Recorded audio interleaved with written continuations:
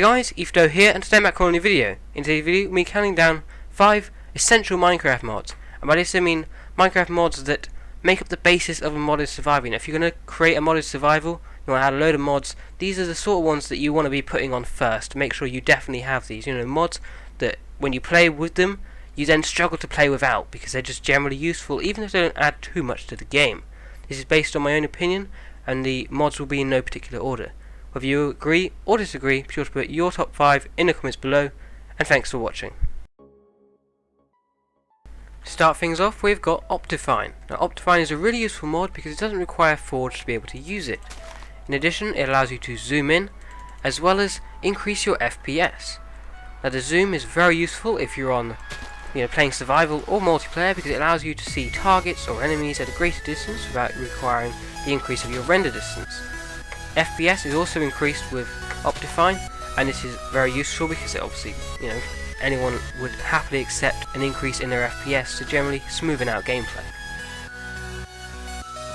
The damage indicated mod is also a very useful mod. Now, this one is particularly useful in terms of both survival and PvP if you're playing with just a group of friends and you want to know how many hearts your person is on and how much damage you're actually dealing yourself. As you can see with the mob there, I was able to kill it and know exactly how many hits I would require, and also whether I'm getting critical hit, which is also pretty useful. In addition, you can see mobs from fairly far away and identify them quite easily, which could be quite useful if you're trying to distinguish between which mob it is and whether or not then to attack the mob or not.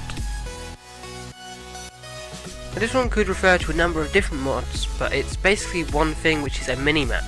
A minimap can be really useful just for going around the place and seeing different terrains. You can zoom both out and in of your minimap. If you have the one I've got here, which I believe is Rei's minimap, R-E-I's minimap.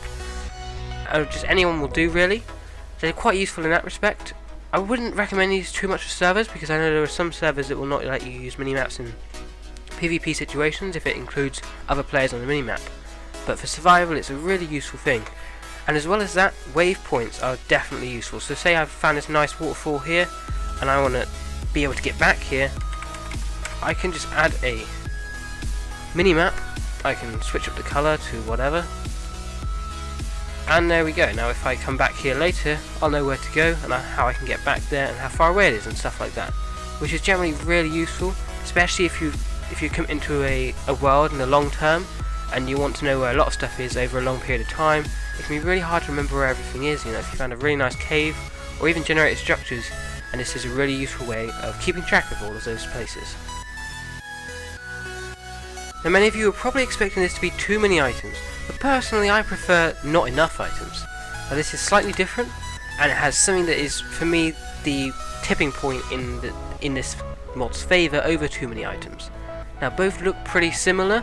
It's a little bit different, but essentially it's still just a massive inventory that you can just take stuff out of. However, there is one major difference, and that is the fact that with not enough items, you can see the crafting recipe simply by pressing R of anything, and that includes other mods, which is really awesome. Like, if you download a mod and you want to know how to craft your items, you can just go straight into here, check it out, and see how you craft all these different things, which is really useful because it can be hard to remember certain crafting recipes, and it's also hard to pick up and learn new crafting recipes, but this mod solves both of those problems quite nicely. And finally on the list, we have a mod that once you start using it, you really struggle to go back to not using it, and this is shaders. Now, there's a lot of different shaders you can get. Any one will do, really, and what they do is they create, shadows, and generally make the aesthetic appeal of Minecraft better. You got like waving leaves and trickling water. It all looks really quite nice. It generally makes Minecraft look a little different to that blocky format you're used to, which is really nice. And having played on this myself, although it is a little bit laggy, especially if you're trying to record, once you then turn it off and go back to playing without it, it's really difficult because it just looks so nice when you've got them on. Now, the lag is obviously an issue, but if you've got a really good computer, then you will be able to play with it. It's even more laggy for me than usual because I am trying to record at the same time, which is a bit of a shame. But in general, it's just about playable for me, and I've not got a fantastic computer. So if you've got a pretty good one, you've got a gaming computer, you should be able to use this just fine. Hope you've enjoyed this list. If you have, then please take 1 second, hit the like button below, and thanks for watching.